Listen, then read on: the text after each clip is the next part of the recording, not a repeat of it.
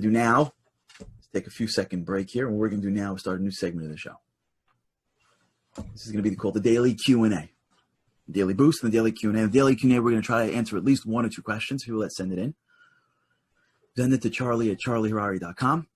Send in your questions, and we'll start to hit at least one or two during the day, and we'll get to 9:30, depending on what we're up to. So I want to hit two questions today. First question comes from Yoni Samet. What's your view on meditation? How should one approach it? How can it help? How often should one meditate? Should it be guided or not? My view on meditation is if you like to do it, great. Meditation is a way in which you gain control of your mind, which you gain control of your thoughts, right? What you're doing is, as far as I understand, in meditation, you are training yourself to calm the thoughts in your mind, to discern the thoughts in your mind, depending on what guide you're using, whether it's focusing on your breath just to calm down, or whether it's focusing on a word, which actually has been part of the Jewish practice for centuries. Meditation is not a new concept to Jews. But just in today's day and age, the Western world has sort of sucked it out of our practice. Meditation is actually, according to many, how prophecy began. Not how it began in general, how a prophet began to gain prophecy. They meditated, and in meditation, they were able to gain control, so to speak, over their bodies and allow there to be room for a more of a divine inspiration. Meditation is great for people that are not engaging in enough habits throughout the day that are what they do for the day. If you're engaging in prayer, if you're engaging in a lot of different things, you have some level of that. If not, meditation is critical. Because what meditation do is it teaches you, it builds that muscle that we're talking about here. It builds the muscle of control of your mind. And it's very important. If you can do 5 minutes a day of meditation, amazing. You can do it either guided, or you can just do it on your own by following a couple of techniques. It's supposed to be able to build that muscle. I guess Liran's just mentioned that meditation could be active. Running and thinking could be, it's interesting. That's, I guess, the next level up if you've really been practicing in the right way. But it's something that I think is worth looking into for those that want to. It's what we're talking about here. A lot of what we're doing here is trying to get underneath our minds and gaining control over it. And meditation is a great piece. Listen, in today's day and age, it's in. 10 years ago, they thought that you were not part of normal society. And now, thank God, it's broken through. And these types of behaviors is a critical thing. Now, last one more question from Yoni. What's the number one trait that would be best to acquire to achieve greatness? I think it's what we're talking about. I think it's the ability to control your thoughts. Remember, greatness is just controlling the mechanism. Greatness is being able to gain control over your mind. Your mind is the cockpit in which your whole world operates. So if you can gain somewhat more control of your mind, you're in a much better position to be resilient, to have the right scripts, to know how to create a filter.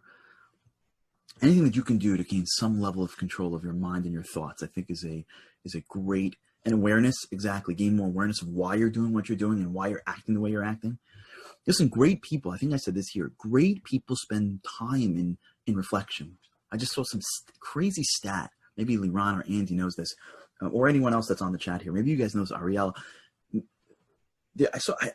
I'll find it. There's some crazy stat about like top 1% of CEOs and how many books they read a week. Like, it's an amazing thing that when you look at great people, just how much time they're putting into themselves. Like, when we look at great people, we think they got lucky, or they're just smarter than us, or they just happen to be at the right place at the right time. It's when you delve into it, it's not like that. Like, I just was talking to a head of an organization who was explaining that he was watching Jeff Bezos' speech like in 1995. And like, he gave some presentation that this head of an organization was watching, and it was like he literally like laid out his plan. Like, he didn't like just stumble upon the internet. Like, he was working someplace else and he saw the power and he did his work and he literally laid it out. And you're watching somebody who spent enormous amount of time on his thought, on his thinking, on a plan. And you look back at Amazon, you're like, the guy got lucky. Like, it's such a misconception that people have. And there's a rhetoric now in the world that, like, You have to be evil if you're successful. It's like a whole thing where when we look at people that have achieved success, we just assume that someone gave it to them or that they hurt somebody or they're just better than us. Versus they're more aware, they're more introspective. Sometimes they got rocked more and they came back. A lot of what we're doing, and then like a guy like Bill Gates, who's like at the head of, he's like over 10 hills, and he's still reading like a book a week.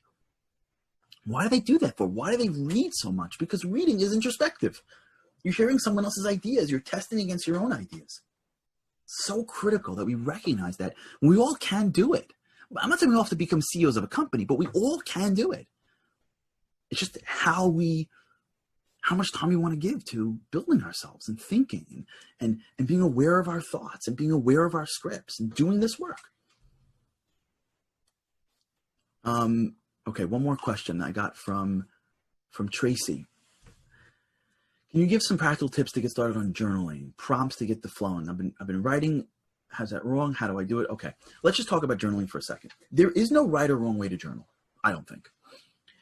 The only thing you have to realize when you journal is that it should be basically at the same time every day. You should, well, let me say two things. Two elements of journaling. One, make it the same time every day. Because it's never, ever going to be convenient. Introspection, you're never gonna have time to introspect. There's always gonna be like some email that comes in the way that's more urgent but less important than journaling. But if you find the time every day, your brain will go, whoa, whoa, whoa, whoa, this is journaling time. And you'll start to create a habit and go, I got to journal. That's number one. Number two, don't restrict your thinking. Don't go, that's stupid, I'm not writing that. Don't go like, what should I write? Like, what should I write? What should I write? Write what's coming into your head, even if it sounds ridiculous. The whole goal of journaling is to flow, to create a space where your mind can flow on the page. Don't be restrictive of your flow. You write what you're feeling, what you're thinking. There's a space where you can do this. There's some place where you can articulate your thoughts. And what will happen is if you do it for a while, it'll flow and be disorganized. And then slowly, it's like everything. And like when you put on that hose, first the filter will get, and then slowly you'll start to like think differently. You'll start to write differently. Two things that are critical. Same time every day. And don't restrict your thoughts.